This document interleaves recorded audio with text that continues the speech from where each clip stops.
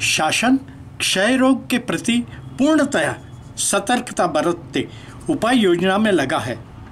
इस हेतु दिनांक 11 मार्च को अमरावती स्थित श्रमिक पत्रकार भवन में एक पत्रकार परिषद का आयोजन करके संपूर्ण माहिती दिया गया। प्रस्तुत है क्षण चित्र। समाचार संकलन अशोक भाई जोशी। पत्रकार परिषद बोलवलेली आहे। सर्वसामान्य जनतेची माहिती व्हावी, कार्यक्रमामध्ये होणारे वेगवेगळे बदल याची सर्वसामान्य जनतेला माहिती व्हावी यासाठी आम्ही पत्रकार परिषद बोलवण्यात आलेली आहे। मी माननीय मंजूर सर यांना विनंती करतो की पुढील राष्ट्रीय क्षय रोग दिनाच्या कार्यक्रमाची माहिती माननीय संपादक महोदय यांना देण्यात येईल। धन्यवाद। आजच्या आपल्या या मीडिया वर्कशॉपला उपस्थित सर्व संपादक तसेच पत्रकार बंधू कार्यालयातील उपस्थित सर्व कर्मचारी, ही जी आपण मीडिया वर्कशॉप म्हणा किंवा त्याला पत्रकार परिषद म्हणून आपण जी आयोजित केलेली आहे त्यामागचा मूळ उद्देश जो आहे आपला तो आहे आपला की लोकांपर्यंत या आजाराविषयी जनजागृती व्हावी, या आजाराविषयीचे ज्या काही विविध प्रकारच्या योजना आहेत ते लोकांना माहिती व्हाव्या, त्या दृष्टिकोनातून आपण ही मीडिया वर्कशॉप या ठिकाणी आयोजित केलं। सर्वप्रथम मी हे पत्रकार भवन जे आहे येथील आयोजकांचे धन्यवाद देतो की त्यांनी आम्हाला हा हॉल आपल्या या पत्रकार परिषदेकरिता उपलब्ध करून दिला। आपल्या जिल्ह्यामध्ये जे आहे जिल्ह्याचं जर प्रोफाईल जर बघितलं आपण आपल्या याच्यामध्ये जिल्हा क्षयरोग केंद्र एक आहे आपलं, जे आपलं गोगरहाटी क्षय रुग्णालय या परिसरामध्ये सध्या आपण त्या ठिकाणी आहोत। त्याच्यानंतर आपले जे क्षयरोग पथक आहे, क्षयरोग पथक आपले 15 होते, यावर्षीच आपल्याला एक मंजूर झालेलं आहे ते म्हणजे आपलं सीमाडो क्षयरोग पथक सीमाडो हे आपलं नवीन ॲड झालेलं आहे। असं जिल्ह्यामध्ये एकूण 16 आपले क्षयरोग पथक आहे। या क्षयरोग पथकामध्ये जे आपले बाकीचा स्टाफ याच्यामध्ये असतो त्याच्यामध्ये जे आपले तालुका आरोग्य अधिकारी आहेत ते क्षयरोग पथक प्रमुख असतात।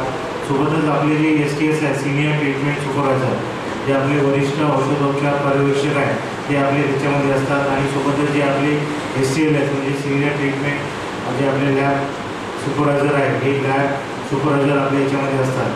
साधारणतः याच्यामध्ये आपल्या जिल्ह्यामध्ये जे आपले पूर्ण पदं जे आहेत याचे तालुका लेवलचे हे सर्व 16 ठिकाणी आपले 15 ठिकाणी भरलेले आहे। एक जे आहे ते आपलं नवीन मंजूर झालेलं आहे आणि त्याची जी पदभरती आहे ती आपली यावर्षी जे 24-25मध्ये ती राहील आपली।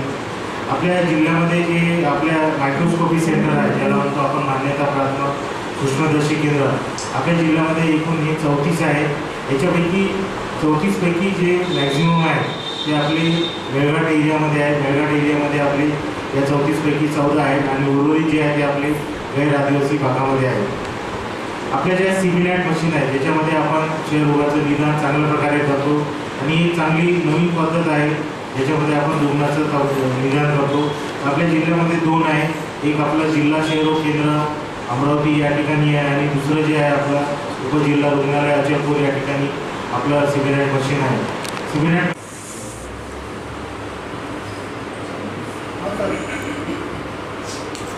मी डॉक्टर रमेश बनसोड, जिल्हा क्षयरोग अधिकारी, जिल्हा क्षयरोग कार्यालय अमरावती।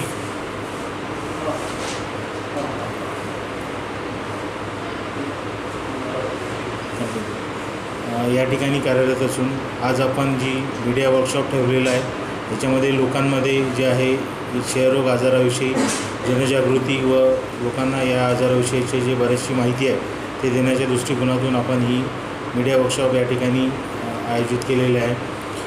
हा जो क्षयरोग आहे हा प्रामुख्यानं कोण्या व्यक्तीला होऊ शकतो।